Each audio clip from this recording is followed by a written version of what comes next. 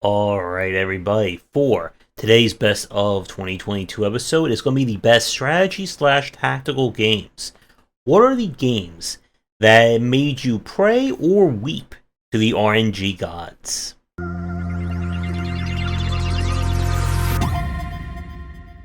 For the Equipment Contender Award, it goes to Dwarf Fortress, that little known game that finally got an official release in 2022.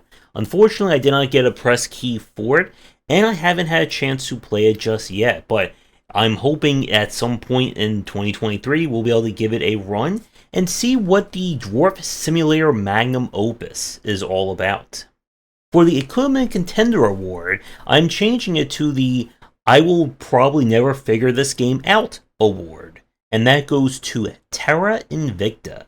This is the game from the developers behind the Long War mod, which for XCOM 1 and 2, that should tell you everything you need to know about.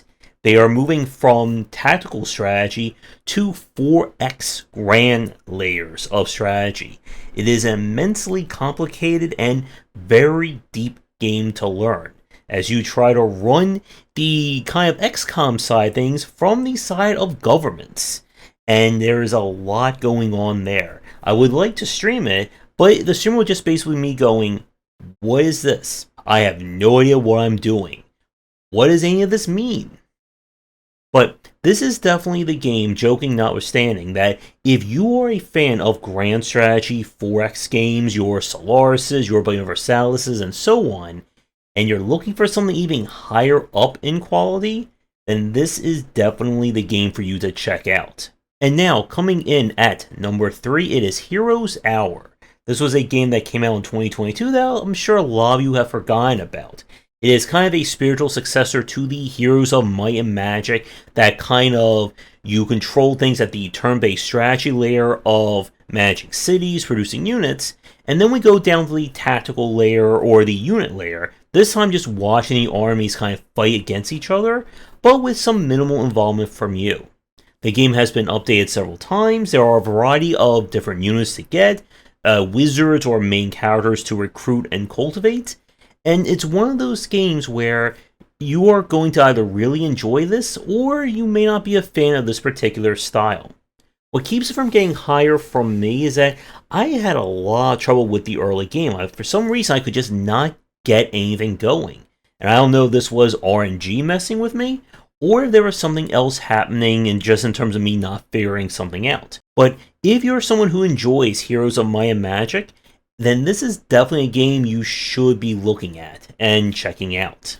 Coming in at number 2, it is Marvel's Midnight Suns. The game that everyone thought was going to be Firaxis' take on XCOM Marvel, and instead we got deck building RPG Marvel, where every Marvel hero that you either know or have no idea who they are is a deck unto themselves, and taking them into battle, building relationships with them, will unlock more cards, more ways to customize and use them at that layer. And the tactical strategy side is really well done. The UI is incredibly streamlined, it gives you all the information you need, and it does have a lot more, physicality to it, in terms of moving characters around, using the environment, and so on. And as you play through, you'll get to higher difficulties, unlock more potential combos, etc., etc. Unfortunately, what keeps from getting higher is that if you're a Marvel superfan, you'll probably enjoy the dialogue or just tolerate it. If you're not a fan or you're neutral, it really starts to grate on you.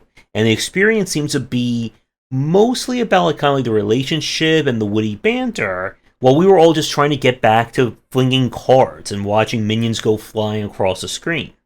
And we were having a little bit of a drinking game to see how long it would take to do a mission versus get back to the next mission after all the other stuff we had to do back in your little compound. All in all, though, this is still a really great tactical strategy slash deck builder, and I'm curious to see where they're going to go with this, in terms of either more content for this game, or maybe we will get that mythical XCOM 3 at some point. But if you love kind of deck building style strategy games, or you are a really, really big Marvel fan, then this is definitely a no-brainer to check out.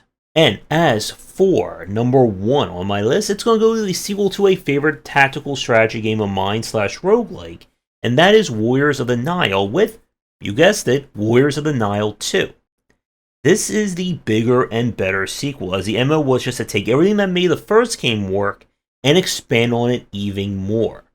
There are more characters to choose from, more archetypes you can build around, a greater kind of persistence / meta progression, and a lot more that they've been adding and will be adding into 2023. Each character has a different kind of strategy / battle philosophy to make use of. After every battle, you'll be able to choose upgrades that can either minor or radically change how this character works.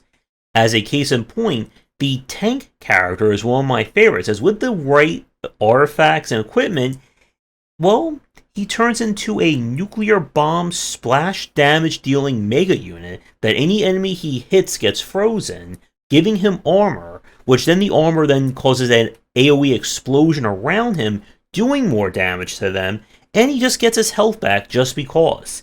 I basically won entire rounds or runs just with that one character. And this is very much a game where it will either break you or you will break it. All in all, this is a really solid entry from these developers. I think this is maybe their second game together, and there's a lot of smart design here that I would love to see what they are going to do next. But this is one of those strategy games where the roguelike elements really work to give it just that right amount of variance, but still requiring you to think at the tactical layer in terms of how best to use your units, move around, and so on. If you're wondering whether to play number 1 or number 2, I definitely recommend just skipping the first game, as the sequel again just does everything the first game has, but a lot more and a lot grander. So with that said, we're going to wrap up this best of strategy / tactical games. There's a lot more tactical strategy games coming in 2023 as from our Tacticon play that I'll be looking forward to. But let me know what some of your favorites are down below, and be sure to do the liking, subscribing, and commenting, and check out our Discord and Patreon. Come back for daily discussions on game design here and on game wisdom, where some of the art and science of games, and for our next part in this Best of 2022 series.